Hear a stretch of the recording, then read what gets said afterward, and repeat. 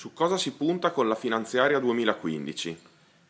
Con questa finanziaria intanto si sono trovate le risorse per affrontare un anno difficilissimo con risorse superiori a quelle dell'anno scorso. Abbiamo negoziato con il governo nuove relazioni e nuove risorse per darle al Friuli. Queste risorse aggiuntive sono state date soprattutto sul sociale, innervate nel sistema produttivo, agli enti locali per far fronte a una situazione certamente difficile, quale è quella anche della nostra regione quest'anno di fronte alla crisi economica che martella.